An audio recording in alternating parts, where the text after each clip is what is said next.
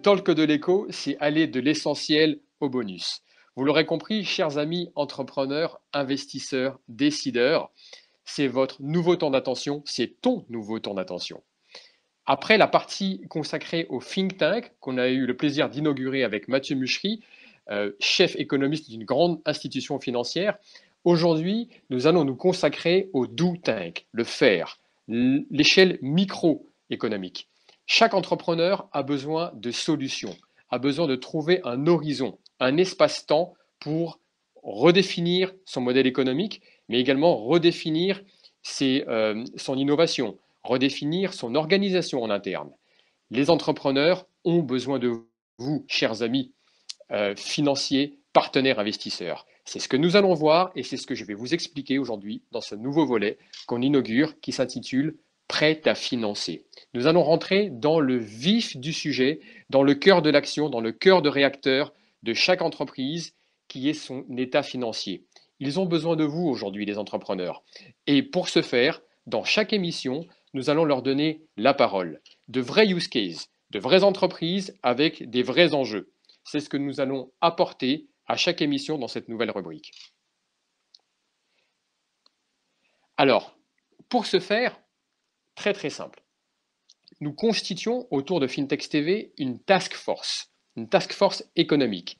Elle va viser à épauler, à étoffer, à challenger chaque entrepreneur, le mettre un petit peu au devant de ses difficultés et lui donner la possibilité de vous exprimer son besoin en trésorerie, son besoin en financement, son besoin d'investissement, que ce soit pour de nouveaux actifs ou pour financer les dépenses opérationnelles, pour financer également son innovation.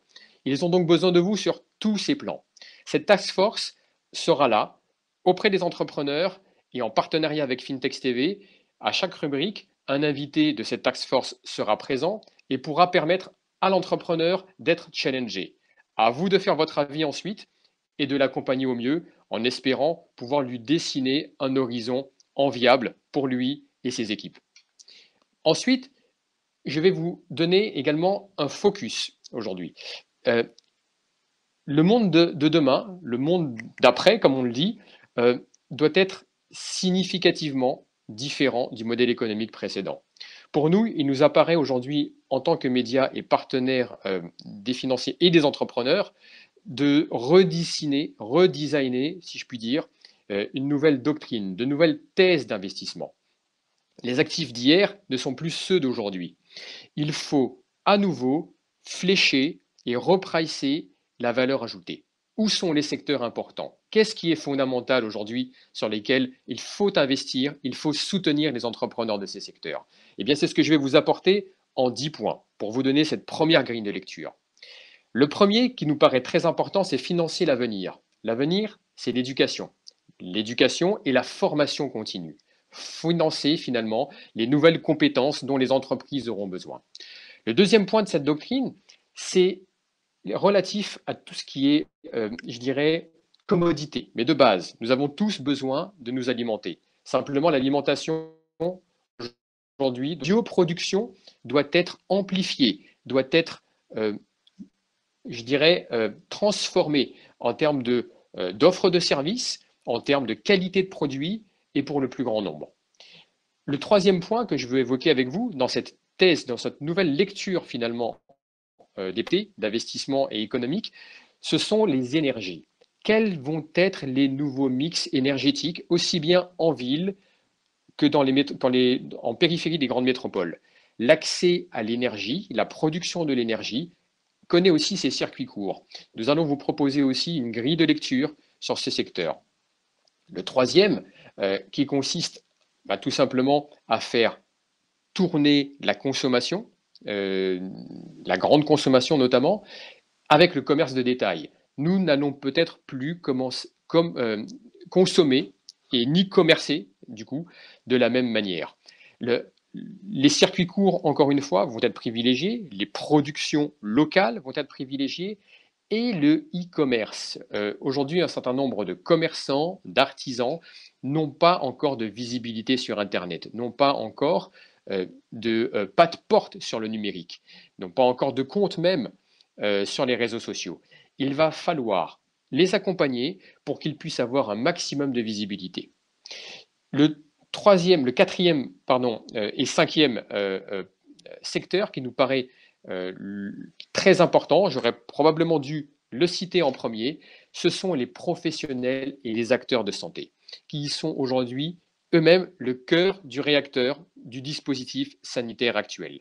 Ça va l'être dans les années à venir. La santé est un bien précieux. On a coutume de dire qu'il a un coût.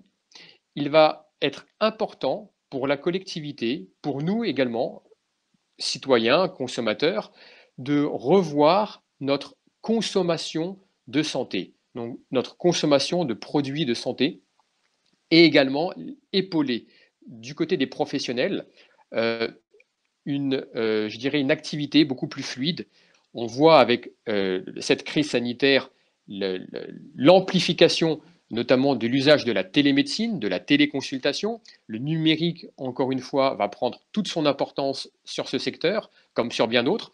Il va être important aussi donc d'apporter des solutions et d'identifier les acteurs économiques qui apportent des solutions aux professionnels de santé, comme également aux citoyens, aux patients, aux consommateurs.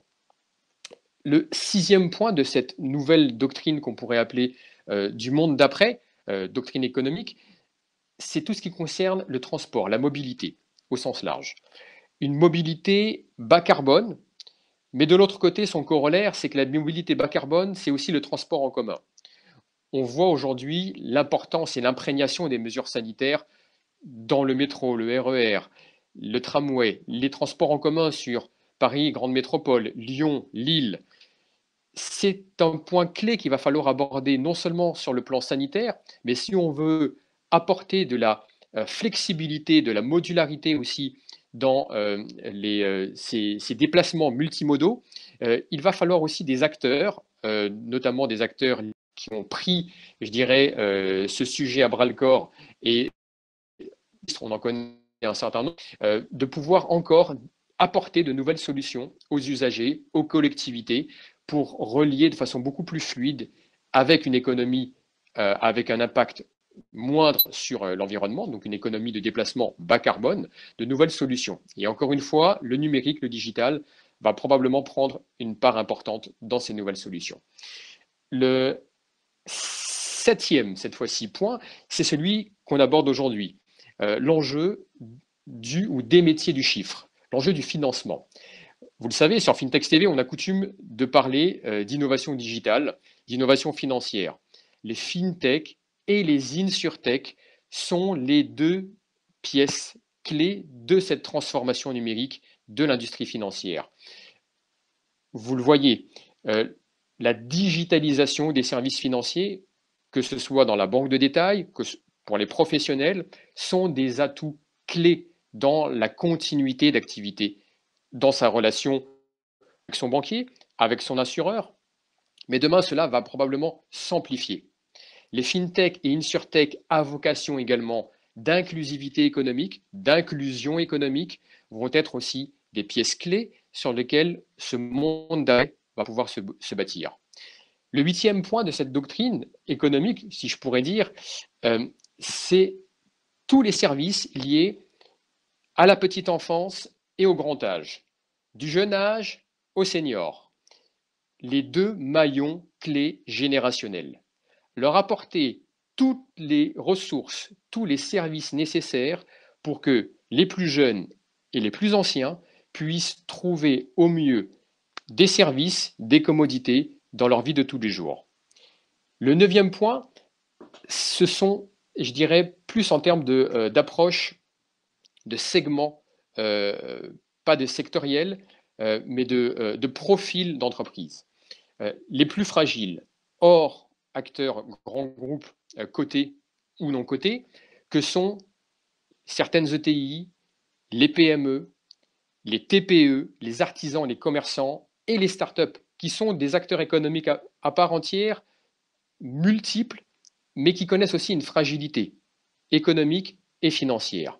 Il va être important de leur trouver des solutions, et c'est ce qu'on, modestement, on va essayer de faire avec cette nouvelle rubrique du Do Tank prêt à financer.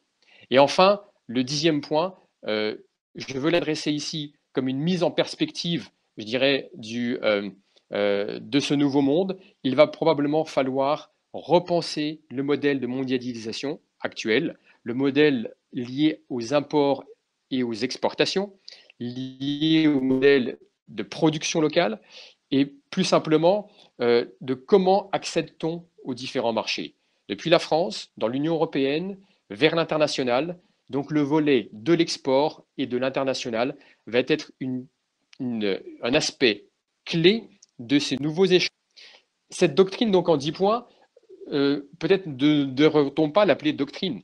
Il s'agit d'une grille de lecture de secteurs privilégiés à flécher pour vous, investisseurs, pour vous aussi, grandes entreprises, et pour vous, entrepreneurs, sur lesquels vous allez trouver des pistes d'innovation et probablement d'action et d'opportunités pour vous développer.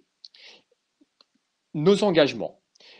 Pour ce faire, eh bien, cette task force va agir par cette émission en tant que tierce de confiance entre vous, les entrepreneurs. Tu es cofondateur d'une start-up, tu es freelanceur, tu es artisan, commerçant.